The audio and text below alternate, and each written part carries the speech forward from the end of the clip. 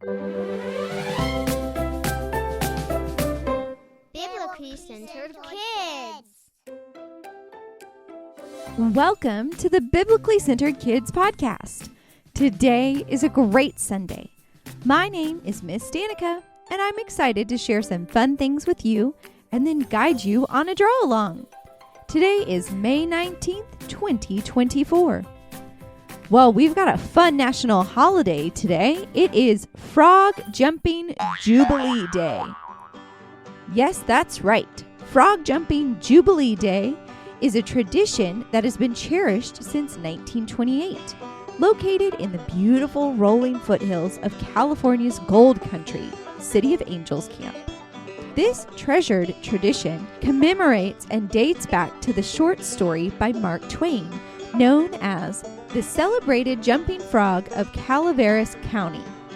In the 1860s, Mark Twain, who is still known as Samuel Clemens, was trying to find a way to mine gold to be able to pay off his debt.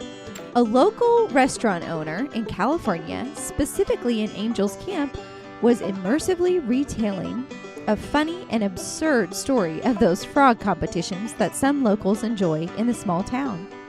Clemens didn't find gold, but he did find his true calling to become a writer. The Celebrated Jumping Frog of Calaveras County was published as a book in 1867.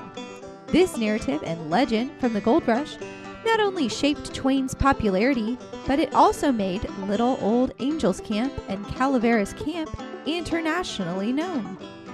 In 1828, the first annual frog jumping contest was held in Angels Camp. Today, tens of thousands of visitors flock to attend the 4-day event. In 1986, Rosie the Ribbiter, a frog of course, broke the jumping record for jumping more than 21 feet. Wow! Today, the longest jump record by a frog was completed by a frog in South Africa that jumped an astounding 33 feet and 5.5 inches. Whoa! Wow. Okay. On this day, May 19th, 1884, the Ringling Brothers opened a small circus in Baraboo, Wisconsin. By the early 20th century, they had transformed it into the Ringling Bros and Barnum and Bailey Circus, the leading American circus. Have you ever been to a circus? The last time I went was about 6 years ago, the night before I had our second child. But we had a lot of fun. There were people riding on horses, there were elephants, trapeze artists. Have you ever been to a circus? They are a lot of fun to do. Well, we have been talking about Virtue Tea this week, which says we talk truthfully and appropriately and do not mislead people with our words. So, now I know you're all ready for today's draw along. Well, today we're going to embark on a mission to draw our Old Testament story. If you remember, the prophet Nathan confronted King David about his big mistake by telling him a parable. So, grab your pencils, crayons, and markers, and make sure you have some paper ready. I'll give you a bit of time to grab your supplies.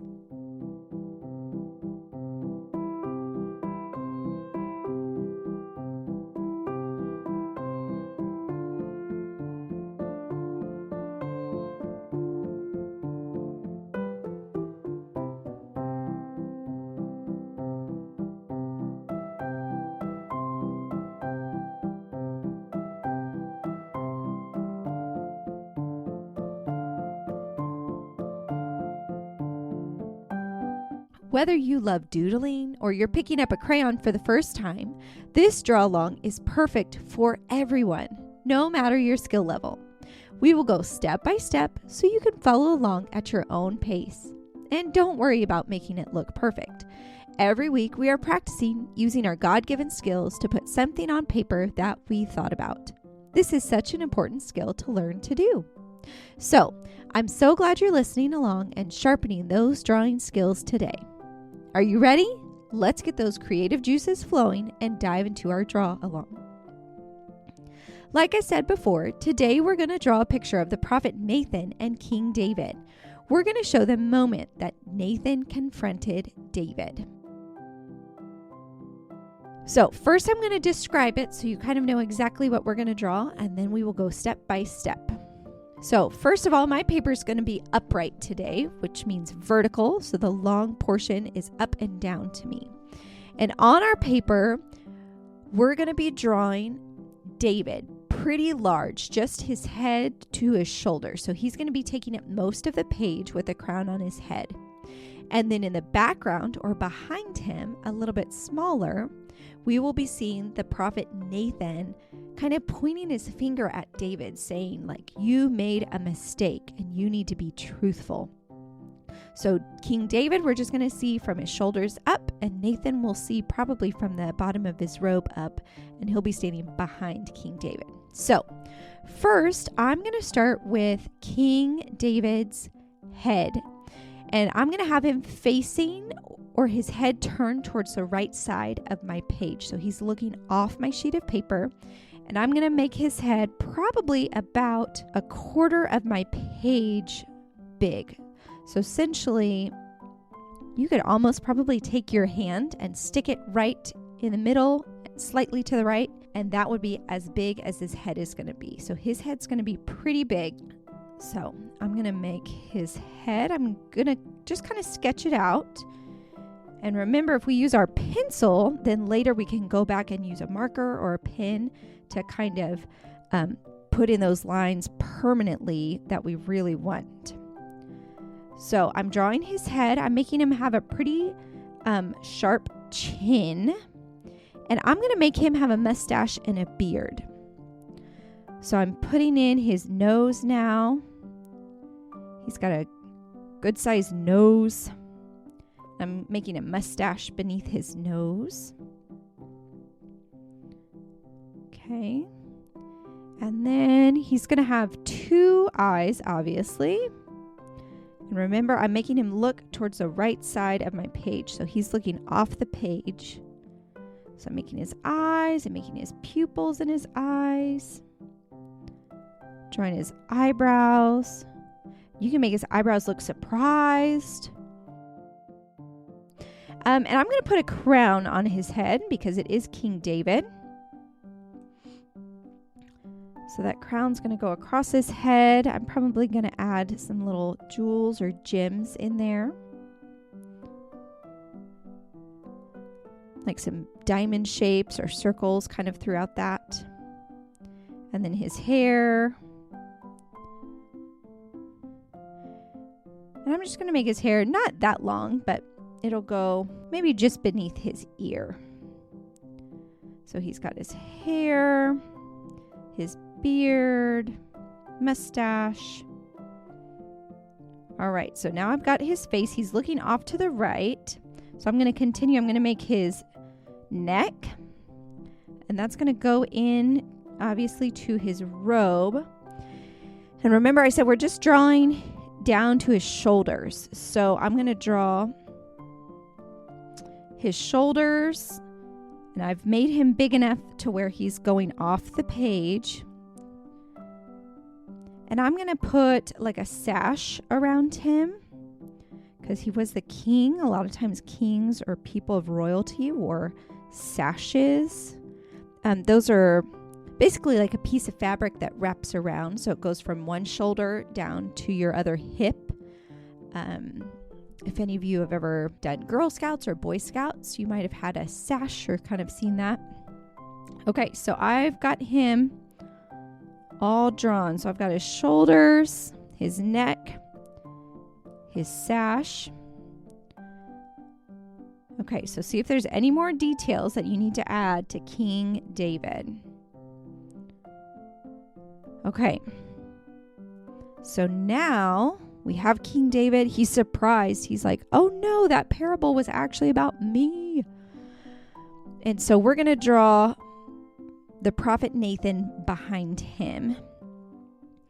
So I'm going to sketch out his whole body first. And so if your King David is taking up almost all of your page, which mine is, the prophet Nathan, I'm going to have him, because he's going to be standing behind him, I'm going to have him maybe come up to King David's eyes over on the left side of my page. So he's going to look like he's that tall.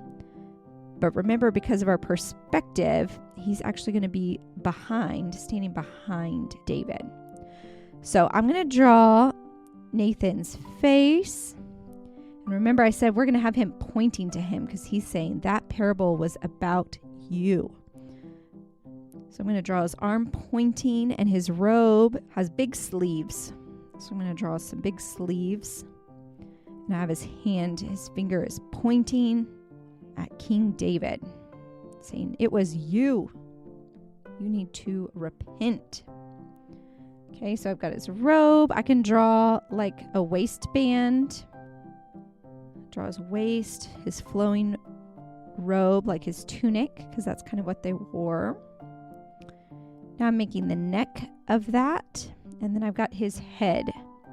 I'm going to make him have long hair. I'm not sure what kind of hair he had, and I'm going to give him a beard as well. So he's got his long hair, and now his eyes looking at King David. So because we made King David look off the page to the right, Nathan is also looking to the right, so he's kind of looking at King David's back. Okay, so I've got his nose, and now I'm giving him a mustache as well, and his mouth. Okay, and he is pointing towards King David. All right, and that is our picture for today. And you could even write Virtue T somewhere on it. But that way, if someone asks you, like, what is that a picture about? That person pointing, you can tell them all about that story. So thank you so much for joining me on this artistic adventure as we brought the story of King David to life through our drawing. And my hope, like I just said, is that you could use your picture to share the story of truthfulness and King David to someone you know.